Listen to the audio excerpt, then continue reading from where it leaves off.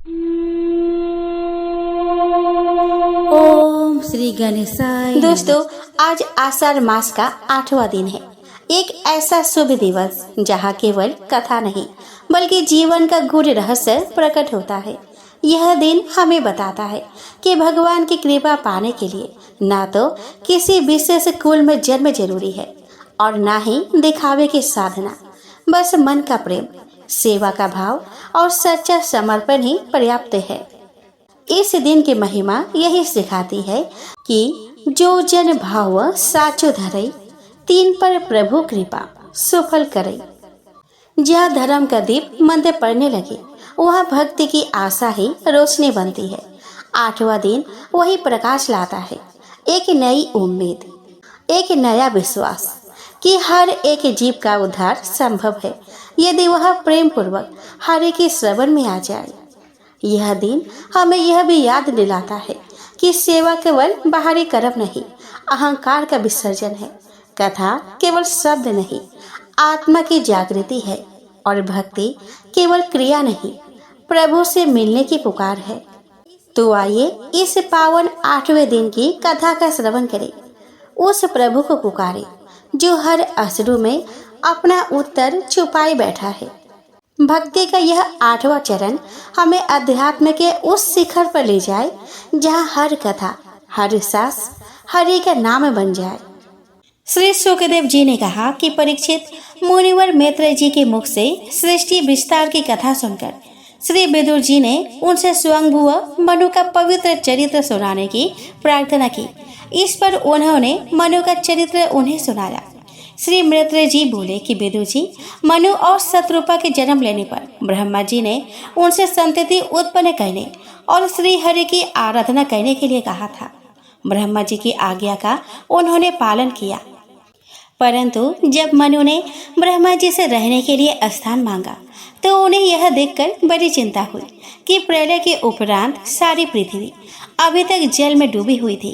उसके उद्धार के लिए ब्रह्मा जी ने भगवान श्री हरि का स्मरण किया। तभी उनके नासिका छिद्र से अंगूठे के बराबर एक वराह शिशु निकला। देखते ही देखते वह शिशु हाथी जैसा विशाल हो गया। वे सर्वशक्तिमान स्वयं श्री हरि थे, जिन्होंने शुकर का रूप धारण करके अवतार लिया था। उनके मुख से 2 लंबे दांत सिंह स्वरूप बाहर की ओर निकले हुए थे। उन्होंने अपनी गर्जना से समस्त दिशाओं को गुंजरित कर दिया। ब्रह्मा जी ने उन्हें नमन किया और पृथ्वी के उद्धार की प्रार्थना की। ब्रह्मा जी की प्रार्थना पर प्रसन्न होकर श्री हरि ने वराह अवतार के रूप में जल में प्रवेश किया और सारे जल में उथल पुथल मचा दी। उस समय वे बड़े क्रूर, कठोर और बेहद क्रोध में दिखाई पड़ रहे थे। उन्होंने रसातल में पड़ी पृथ्वी को देखा और उसे अपने दांतों पर उठाकर जल से बाहर आए। उस समय पृथ्वी उनके दांतों पर टिकी हुई अत्यंत शोभायमान हो रही थी। उसी समय उनके मार्ग में व्यवधान डालने के लिए महापराक्रमी हिरण्याक्ष ने जल के भीतर उन पर गदा से प्रहार किया, परंतु श्री हरि ने उसे मारने में एक पल का भी विलंब नहीं किया और उसे अपने खूरों के प्रहार से मार डाला। भगवान श्री हरि के दांतों पर रखी पृथ्वी को देखकर सभी देवगण, ब्रह्मा जी और उनकी ऋषि संतति उनकी स्तुति करने लगे कि हे यज्ञपति, आपको हम सभी नमन करते हैं। आपने शुकर का रूप धारण करके पृथ्वी का उद्धार किया है। हम सभी आपको नमन करते हैं। हे प्रभु, दुराचारी लोग आपके इस स्वरूप का दर्शन नहीं कर सकते। आपका यह स्वरूप यज्ञ रूप है। समस्त मंत्र, देवता, द्रव्य, यज्ञ, कर्म और आहुति आपके ही स्वरूप है। जैसे कोई यज्ञ द्वारा अपनी अभीष्ट सिद्धि को प्राप्त करता है, उसी प्रकार पृथ्वी का उद्धार करके आपने हमारी प्रार्थना का फल हमें सौंपा है। हे प्रभु, आपके दांतों पर यह पृथ्वी ऐसी सुशोभित हो रही है जैसे वन से निकलकर बाहर आए किसी गजराज के दांतों पर पत्र युक्त कमलिनी रखी हो। हे नाथ, चराचर जीवों के सुखपूर्वक रहने के लिए आप इस पृथ्वी को जल पर स्थापित कीजिए। हम सभी आपको प्रणाम करते हैं। हे दयानिधे, रसातल में डूबी हुई इस पृथ्वी को बाहर निकालने का साहस आपके सिवाय और कौन कर सकता है, किंतु आपके लिए यह कोई आश्चर्य की बात नहीं है, क्योंकि आपने ही तो अपनी माया से इस आश्चर्यमय जगत की रचना की है। हे प्रभु, आपके कर्मों का कोई पार नहीं है। आपके योग माया से यह सारा जगत मोहित हो रहा है। आप इसका कल्याण कीजिए। श्री मैत्रेय जी बोले कि विदुर जी, उन ब्रह्मवादी मुनियों द्वारा इस प्रकार स्तुति करने पर सबकी रक्षा करने वाले भगवान वराह ने अपने खुरों से जल को स्तंभित कर उस पर पृथ्वी को स्थापित कर दिया। उसके उपरांत वे अंतर्ध्यान हो गए। हे विदुर जी, भगवान के लीलामय चरित्र अत्यंत वंदनीय है और उनमें लगी हुई बुद्धि सभी प्रकार के पाप तापों को दूर कर देती है। जो भी उनके इस कथा को सुनता है, भगवान यथाशीघ्र उस पर प्रसन्न हो जाते हैं। वे सभी कामनाओं को पूर्ण करने वाले हैं। कामनाएं ही क्या, जो अन्य भक्ति भाव से श्री हरि की उपासना करता है, उसे अंतर्यामीन श्री हरि अपना परम पद ही प्रदान कर देते हैं। ऐसा कौन होगा जो उनकी कथाओं का श्रवण करके आवागमन के चक्र से छूटना न चाहेगा। विदुर जी ने मैत्रेय जी से कहा कि मुनिवर, जिस समय श्री हरि शूकर अवतार में पृथ्वी का उद्धार कर रहे थे, उस समय हिरण्याक्ष नामक दैत्य कहाँ से आ गया? उसकी जन्म कथा कृपया सुनाइए। श्री मैत्रेय जी ने कहा कि विदुर जी, एक बार दक्ष की पुत्री दीति ने पुत्र प्राप्ति की इच्छा से अपने पति मरीचि नंदन कश्यप जी से प्रार्थना की। उस समय श्री कश्यप जी यज्ञ भूमि में बैठे यज्ञ कर रहे थे।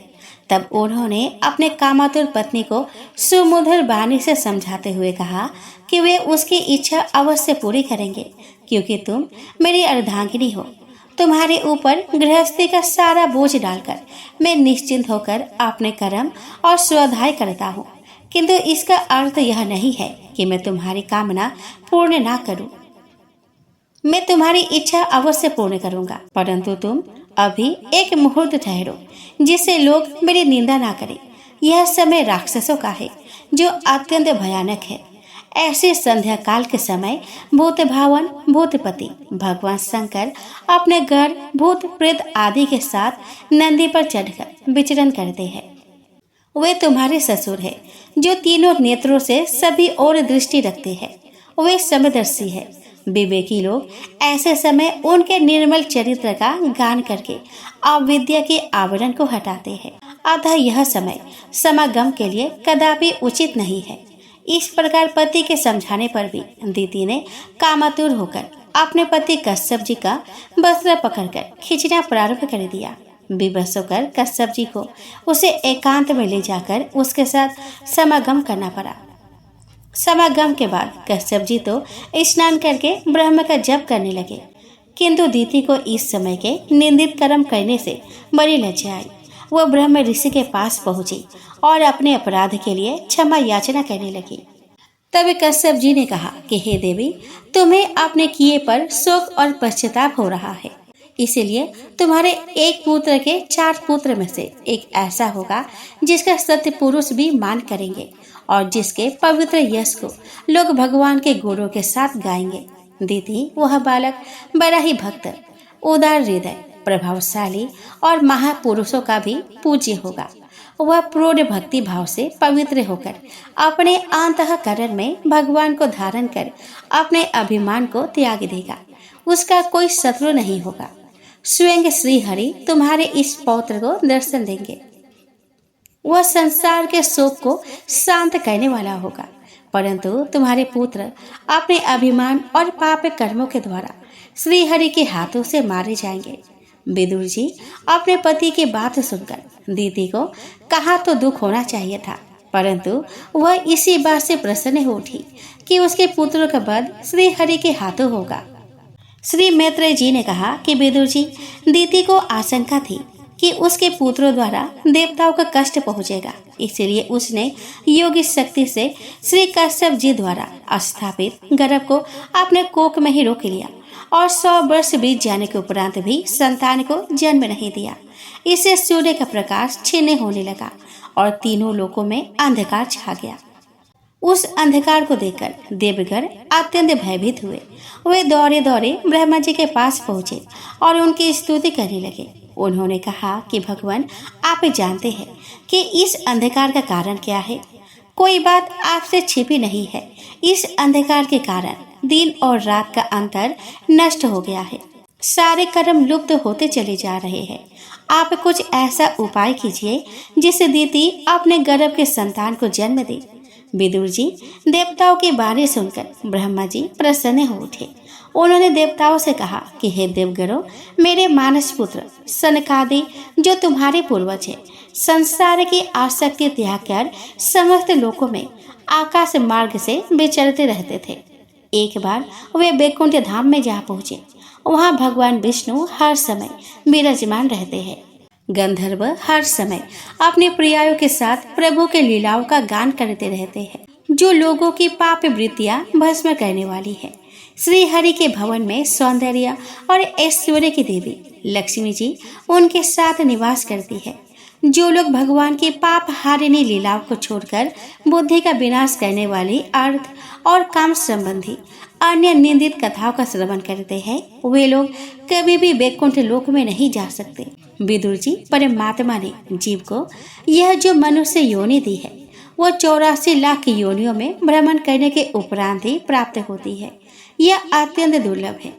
देवता लोग भी इस योनि की चाहना करते रहते हैं, क्योंकि इस योनि में ही तत्व ज्ञान और धर्म की प्राप्ति हो सकती है।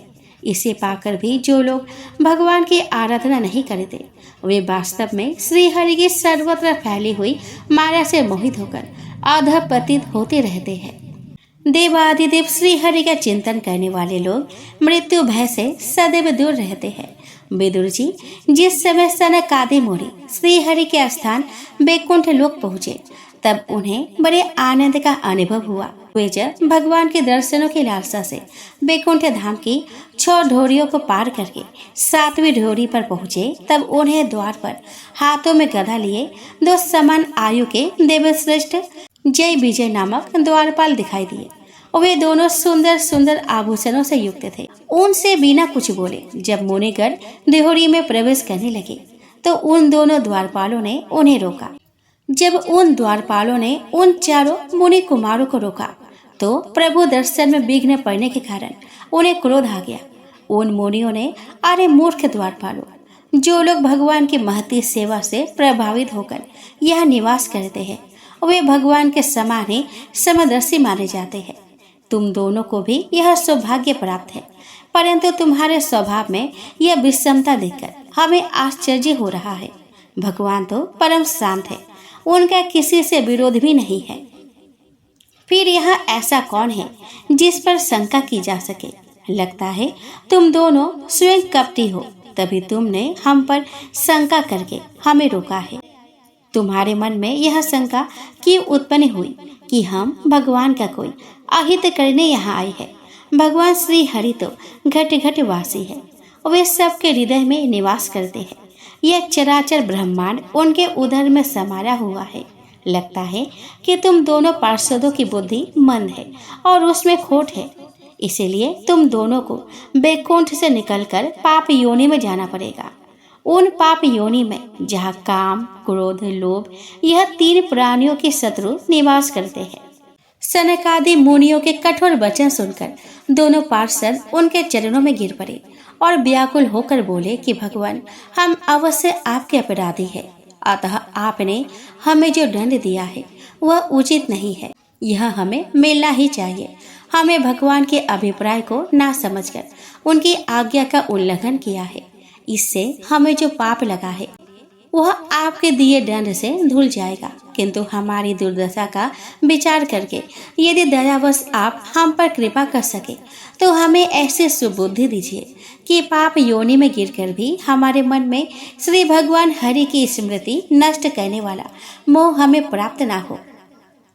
उधर जब साधु जनों के हृदय में निवास करने वाले भगवान को पता चला कि उनके द्वारपालों ने सनकादि मुनियों को भीतर आने से रोका है और इस प्रकार उनका अपमान किया है, तो वे श्री लक्ष्मी जी सहित चलकर वहां पे आए और सनकादि मुनियों को प्रणाम किया।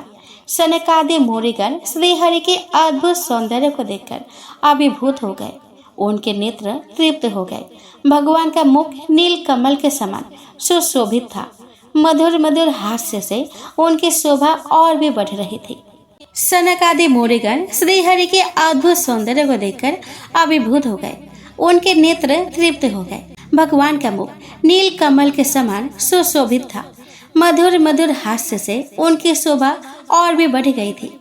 सनक आदि मुनियों ने कहा कि हे प्रभु, यद्यपि आप अंतर्यामी रूप से दुष्ट लोगों के हृदय में भी निवास करते हैं, फिर भी उनकी दृष्टि से ओझल रहते हैं। परंतु आज हमारे नेत्रों के सामने साक्षात उपस्थित होकर आपने हम पर जो कृपा की है, उससे हमारा हृदय गदगद है।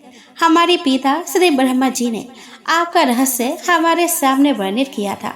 उसी समय से आपके रूप माधुरी हमारे हृदय में विराजमान हो गई थी।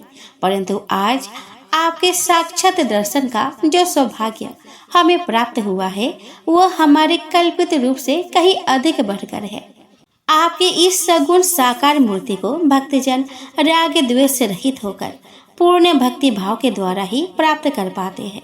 हे प्रभु, आपकी कृपा के बिना इन दर्शनों का सौभाग्य किसी को प्राप्त नहीं होता। आपका सुयश अत्यंत कीर्तनीय और सांसारिक दुखों को नष्ट करने वाला है। आपके चरणों में समर्पित हो जाने वाले महाभाग्यशाली रसिक आपकी लीलाओं का बार बार गायन करते रहते हैं। भगवान, यद्यपि आपका चित्त भौरों के भांति आपके चरण कमलों में ही रमन करता है, हमारी बाहें तुलसी के समान आपके चरण रज का सदैव स्पर्श करती है। हमारे कान आपके सुयश सुधा से परिपूर्ण होते रहते हैं।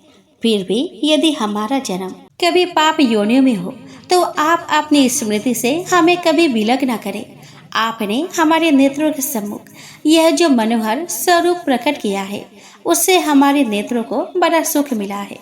आप साक्षात भगवान हैं। हम आपको नमन करते हैं। आप हम पर सदैव कृपा बनाए रखिए।